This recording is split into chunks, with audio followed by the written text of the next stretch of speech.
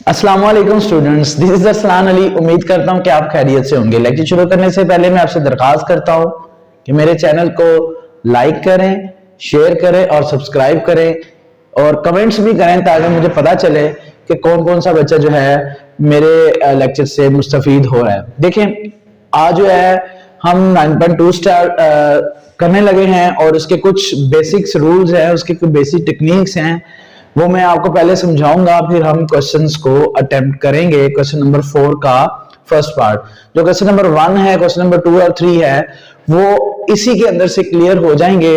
और जो question number 4 है वो लॉन्ग है, वो आज हम अटेम्प्ट करेंगे। पहले तो आप कुछ बेसिक टेक्निक्स और बेसिक चीजों के बारे में समझ लेंगे, देन आप जो है इस क्वेश्चंस को करने के अहल होंगे। देखिए, आपको सबसे पहले तो पता होना चाहिए कि there are 6 trigonometric functions. 6 trigonometric functions होते हैं जिसमें 3 पॉजिटिव होते हैं और 3 उसके इनवर्स होते हैं, जैसे साइन, कोस और टेन एंड कोसिकन, सीकन और कोट। ये there are 6 trigonometric functions, positive and inverse. अब देखा जाए तो अगर हम ट्रायंगल, राइट एंगल ट्रायंगल को देखें, राइट एंगल ट्रायंगल को जरा गौर से देखें तो इसके अंदर हमें बेस और परपेंडिकुलर और हाइपोटेनस मिल रहा है। जैसे कि मैंने आपको बताया कि एक ट्रायंगल है, उसके अंदर 6 थिंग्स होती हैं, 3 साइड्स होती हैं और 3 ही एंगल्स होते हैं। ठीक है, अब 3 साइड्स बेसिकली यहां पर यूज की गई हैं ए, बी और सी, ए बी और सी के हवाले से। और जो वर्टिसेस हैं सी, ए और बी, ये एंगल्स यानी वर्टिसेस यानी एंगल को शो करते हैं, यानी ये बीटा को शो कर रहा है, ये अल्फा को शो कर रहा है और सी जो है वो गैमा को शो किया जा रहा है। तो उस लिहाज से मैं आपको ये बताता चलूं कि यहां से आपको पता होना चाहिए कि साइन थीटा किसके इक्वल होता है, परपेंडिकुलर ओवर हाइपोटेनस, यानी परपेंडिकुलर ओवर हाइपोटेनस के इक्वल होता है हमारा sine theta. Cos theta is equal होता है बेस ओवर हाइपोटेनस के इक्वल होता है, जबकि tan theta is equal to perpendicular over base. अगर इसको याद करना है आसान अल्फाज में तो पिज्जा हट, बिरयानी हट और पिज्जा बिरयानी से भी आप इसको याद कर सकते हैं कि ये इसके इक्वल यूज होता है। आप देखें, साइन थीटा है वो इक्वल होता है, उसका इनवर्स होता है कोसिकन थीटा। तो कोसिकन थीटा जो है वो उसका उलट हो जाएगा, इनवर्स हो जाएगा, हाइपोटेनस ऊपर आ जाएगा, बेस जो परपेंडिकुलर है वो नीचे आ जाएगा। इसी तरह कोस है, अगर आपने इसका इनवर्स निकालना है तो आप इसका इनवर्स निकाल लेंगे किस तरह से, हाइपोटेनस ओवर बेस। अगर टेन है, उसका जो इनवर्स है वो कोट है, तो आप उससे उसका रेसिप्रोकल ले लेंगे तो उसका इनवर्स भी फाइंड हो जाएगा। अगर इसको शो करें हम, ये जो हमारे पास एक रेक्टेंगुलर कोऑर्डिनेट सिस्टम अगर मैंने आपके सामने बनाया है, जिसके अंदर हमारे पास फर्स्ट क्वाड्रेंट होता है, सेकंड क्वाड्रेंट होता है, third quadrant and fourth quadrant होता है। ये तो आपने छोटी क्लासेस में भी सीखा है। अब आपको पता होना चाहिए कि फर्स्ट क्वाड्रेंट में all trigonometric functions, all trigonometric ratios and function positive होते हैं।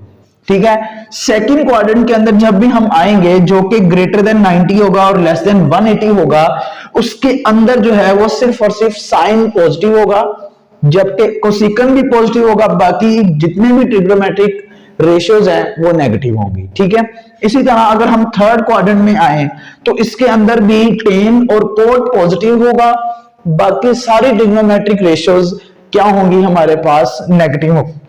जैसे फोर्थ क्वाड्रेंट में मूव करते हैं जो कि ग्रेटर देन 270 है और लेस देन 360 है, उसमें कोसिकन और कोस पॉजिटिव होगा, बाकी सारी जो ट्रिग्नोमेट्रिक रेशियोज हैं वो नेगेटिव होंगी। ठीक है, अब देखें यहां पर इसको याद करने का सबसे आसान जो तरीका है, add sugar to coffee.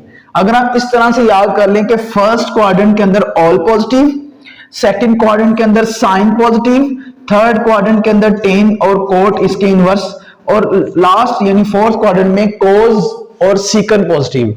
Add sugar to coffee से आप इसको याद कर सकते हैं कि add mean all, sugar mean sine, T मतलब एड शुगर टू मतलब tan positive and coffee mean cos. ये आपको इस तरह से आसानी से याद हो जाएंगे। फर्स्ट क्वाड्रेंट का मतलब है कि जिसके अंदर टर्मिनल साइड और इनिशियल साइड तो एक ही है यहां पर, टर्मिनल साइड जिसकी फर्स्ट क्वाड्रेंट में होगी उसके तमाम फंक्शंस पॉजिटिव होंगे, जिसमें टर्मिनल साइड हमारे पास सेकंड क्वाड्रेंट में होगी उसमें जस्ट साइन और कोसेकंट पॉजिटिव होगा, जिसमें जिस क्वेश्चन में टर्मिनल साइड थर्ड क्वाड्रेंट में होगी, टर्मिनल साइड थर्ड क्वाड्रेंट में होगी उसमें जनाब ये जो थर्ड क्वाड्रेंट है इसमें टेन पॉजिटिव होगा और कोट पॉजिटिव होगा, जबकि अगर टर्मिनल साइड हमारे पास फोर्थ क्वाड्रेंट के अंदर है तो इसमें कोट और सीकन पॉजिटिव है। इस लिहाज से आपको ट्रिग्नोमेट्रिक रेशियोज को फाइंड आउट करना है। देखिए कुछ मैंने फंडामेंटल्स आइडेंटिटीज भी आपके सामने मेंशन की हुई हैं जिसको यूज करके आप इस एक्सरसाइज को सोल्व करेंगे, और कुछ क्वेश्चंस भी हैं। क्वेश्चन नंबर 4 उसका हम पार्ट नंबर 1 अभी करेंगे और पार्ट नंबर 2 भी अटेम्प्ट करेंगे, जिससे आपको बहुत कुछ सीखने को मिलेगा। जो ये चीजें हैं अगर आप इसको नोट आउट कर लेते हैं, इसको याद कर लेते हैं, तो मेरे ख्याल से ये क्वेश्चंस आपके लिए कोई मुश्किल नहीं है। ठीक है, जैसे कि अगर हम क्वेश्चंस को यहां पर पढ़ें, find the values of remaining trigonometric functions. Remaining trigonometric functions में अगर देखा जाए तो साइन हमें गिवन है, ठीक है, साइन थीटा अगर हमें गिवन है तो रिमेनिंग कितनी होगी, जाहिर बात है ये there are 6 trigonometric functions, sine cos tan cosec secant और कोट, ये है टोटल ट्रिग्नोमेट्रिक फंक्शंस। तो उसने हमें कहा है कि साइन तो हमें गिवन है, साइन थीटा हमें गिवन है, बट हमने फाइंड करने हैं जो बाकी 5 ट्रिग्नोमेट्रिक फंक्शंस बचते हैं उसको हमने फाइंड आउट करना है। ठीक है, लेक्चर थोड़ा सा लेंथी है लेकिन अगर आप समझेंगे तो आपको जरूर इसकी समझ आएगी। ठीक है, अब देखिए क्वेश्चंस को रीड आउट करते हैं कि साइन हमें गिवन है जबकि हमने फाइंड करने हैं अदर 5 ट्रिग्नोमेट्रिक रेशियोज या फंक्शंस। ठीक है, अब देखें पढ़ते हैं। साइन हमें दिया हुआ 12/13 and the terminal arm, terminal arm कह दे या टर्मिनल साइड कह दे एक ही बात है। अब देखें terminal arm of the angle is in quadrant first, बात जो मैंने पहले की कि अगर हमारे पास टर्मिनल आर्म या टर्मिनल साइड अगर पहले क्वाड्रेंट में है तो ऑल ट्रिग्नोमेट्रिक रेशियोज पॉजिटिव होंगी। अगर टर्मिनल साइड हमारे पास सेकंड क्वाड्रेंट में है यानी ग्रेटर देन 90 है और लेस देन 180 है, सेकंड क्वाड्रेंट में है तो जस्ट इसमें साइन और कोसेकन की वैल्यू को पॉजिटिव रखा जाएगा, बाकी जितनी भी ट्रिग्नोमेट्रिक रेशियोज आपने निकालनी है उसके साथ नेगेटिव आएगा क्योंकि सेकंड क्वाड्रेंट में जस्ट साइन और कोस पॉजिटिव होगा। जैसे अब थर्ड क्वाड्रेंट में अगर उसने कह दिया कि टर्मिनल आर्म यानी टर्मिनल साइड किस क्वाड्रेंट में है, थर्ड क्वाड्रेंट में है, तो आप इसको करेंगे कि टेन और कोट जस्ट पॉजिटिव में आएगा, बाकी सबके साथ नेगेटिव का साइन आएगा। इसी तरह जब फोर्थ क्वाड्रेंट में आएंगे, फोर्थ क्वाड्रेंट के हवाले से भी इसी तरह से है कि अगर टर्मिनल आर्म फोर्थ क्वाड्रेंट में है तो आपके पास सिर्फ कोस और सीकन ये पॉजिटिव होगा, बाकी सारी ट्रिग्नोमेट्रिक रेशियोज नेगेटिव होंगी। ठीक है, अगर फर्स्ट क्वाड्रेंट की बात कर रहा है कि इज इन फर्स्ट क्वाड्रेंट, तो फर्स्ट क्वाड्रेंट में आपको पता है कि ग्रेटर देन 90 और लेस देन हमारे पास ग्रेटर देन 0 और लेस देन 90 है, तो इससे पता चलता है कि फर्स्ट क्वाड्रेंट में है तो फर्स्ट क्वाड्रेंट में ऑल जो ट्रिग्नोमेट्रिक रेशियोज है वो पॉजिटिव है।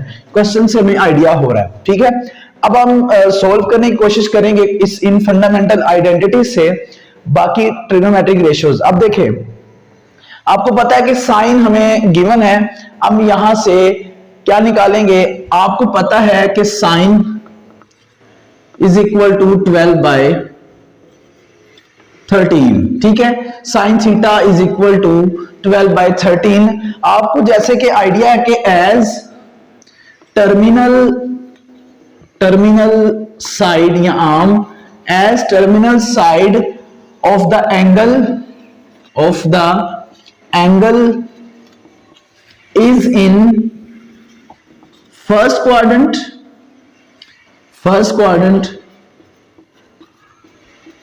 ठीक है, as terminal side of the angle is in first quadrant, so all trigonometric functions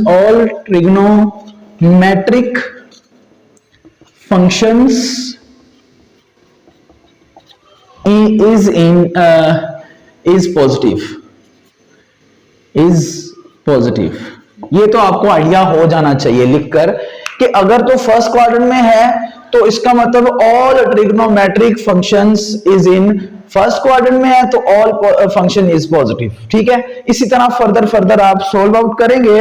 अब देखें, अगर आप साइन से आगे फर्दर सोल्व करें, साइन से इसका उलट लें कोसिक, तो कोसिकन आपको पता है, कोसिकन थीटा आपके सामने क्या आ जाएगा, 13/12, ठीक होगा। 13/12 हमारे पास इसका जो है वो इनवर्स आ गया। दो ट्रिग्नोमेट्रिक रेशियोज हमने फाइंड करनी और इसके साथ पॉजिटिव आएगा क्योंकि फर्स्ट क्वाड्रेंट है। अब हम निकालते हैं नेक्स्ट कोस। अब आपको कोस कैसे फाइंड आउट करना है, cos theta, cos square theta is equal to 1 minus sine square theta. यहां से वैल्यूज आप निकालेंगे कैसे, अगर आपने कोस निकालना तो ये साइन की वैल्यूज इक्वल की इस तरफ जाके माइनस हो जाएगी, तो इस तरह से आप कोस भी फाइंड आउट कर सकेंगे, ठीक है। अब इनके ऊपर आप स्क्वायर रूट लेंगे क्योंकि आपने कोस स्क्वायर नहीं फाइंड करना, जो है वो आपने फाइंड करना है ओनली कोस। तो ये आपने यहां पर पुट किया। उसके बाद आपने जनाब क्या करना है, ये वैल्यू से कैंसिल हो गई तो हमारे पास आ गया cos theta is equal to, अब वैल्यूज पुट कर देंगे 1 माइनस, अब देखें 1 माइनस साइन की वैल्यू हमें पहले दी हुई है 12/13, ठीक हो गया। 12/13 है। अब इसको सोल्व आउट करेंगे।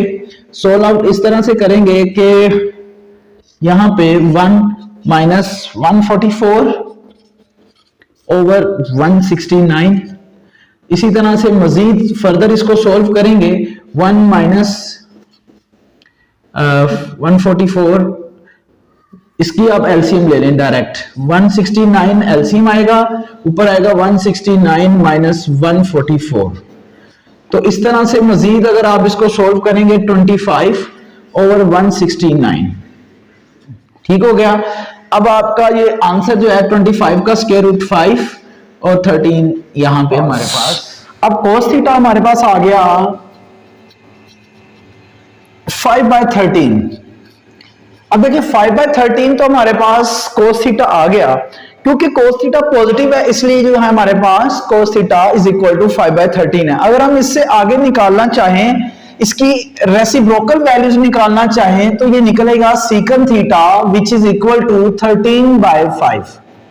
तो ये हमारी चौथी ट्रिग्नोमेट्रिक फंक्शन जो है, चौथा ट्रिग्नोमेट्रिक रेशियोज हमारी फाइंड हो जाती है। जैसे कि साइन के बाद कोसिकन निकाला, उसके बाद हमने वो फंडामेंटल आइडेंटिटीज को यूज करते हुए कोस की वैल्यू निकाली। कोस के बाद, कोस निकालने के बाद हमने उसका रेसिप्रोकल किया तो हमारे पास सीकन निकल आया, ठीक है। अब हम क्या करेंगे, साइन भी निकल आया, कोसिकन भी निकला है, कोस भी और सेकंड भी। अब हम क्या करेंगे, अब हम निकालेंगे वैल्यूज किसकी, हम tan की वैल्यू निकालेंगे। tan के लिए आइडेंटिटीज यूज की कौन सी की जाती है, अगर हम देखें tan अगर हमें निकालना है तो tan square theta is equal to sec square theta -1, ठीक है। अगर हम इसके ऊपर टेकिंग स्क्वायर रूट ले लें तो टेकिंग स्क्वायर रूट लेने के बाद ये वैल्यूज हमारे पास क्या आ जाएगी, यहां पर इस तरह से वैल्यूज आ जाएगी हमारे पास tan की, ये इसे कैंसिल होगा तो आ जाएगा tan theta is equal to secant की हम अगर वैल्यू पुट करें, सीकन हमारे पास आया 13/5 का होल स्क्वायर इज -1। तो अगर हम इसको मजीद सोल्व करते हैं तो ये बनेगा 167 ओवर 25 -1। सो जरा गौर करें, अगर मैं इसका एलसीएम लूं तो ये हमारे पास tan इज इक्वल टू ये वैल्यूज आ रही है तो 25 इसका एलसीएम आएगा, ऊपर बचेगा 169 और क्रॉस मल्टीप्लाई हो जाएगा 25 1 जा 25। तो जब आप मल्टीप्लाई करेंगे तो हमारे पास वैल्यू निकलेगी tan की, यहां पर बचेगा हमारे पास 144 ओवर में बचेगा 25, ऊपर आ जाएगा स्क्वायर रूट, ये आ जाएगा tan थीटा। अब आप 144 का स्क्वायर रूट लेंगे तो हमारे पास आएगा 12, ठीक है, एंड देन 25 का जो स्क्वायर रूट है वो हमारे पास है 5। तो हमारे पास इस तरह से tan की जो वैल्यूज निकल आई है वो निकली है 12/5। ये भी पॉजिटिव होगा क्योंकि हमारा जो टर्मिनल आर्म है वो फर्स्ट क्वाड्रेंट में लाई कर रहा है। अगर हम यहां से इसका रेसिप्रोकल वैल्यूज निकालें कोट थीटा, तो आपको इसका रेसिप्रोकल करना पड़ेगा 5/12। तो इस तरह से हमारे पास जितनी भी ट्रिग्नोमेट्रिक रेशियोज हैं, फंक्शंस हैं, वो फाइंड हो गए हैं और ऑल के ऑल जो है वो हमारे पास पॉजिटिव हैं क्योंकि टर्मिनल आर्म हमारा लाई कर रहा है फर्स्ट क्वाड्रेंट के अंदर, ठीक है। तो इस तरह से ये हमारा क्वेश्चंस क्लियर हो जाता है। जिस तरह से आइडेंटिटीज को यूज करते हुए हमने साइन भी निकाल लिया, कोस भी निकाल लिया और टेन भी निकाल लिया, ठीक है। और उसके रेसिप्रोकल्स आपको पता है कि उसका रेसिप्रोकल्स करेंगे तो उनके इनवर्स आ जाएंगे। बस आपको ये चीज आइडिया हो जानी चाहिए जिससे आपको क्लियर हो चुका हुआ है, ठीक है। उम्मीद करता हूं ये भी आपको समझ आई होगी।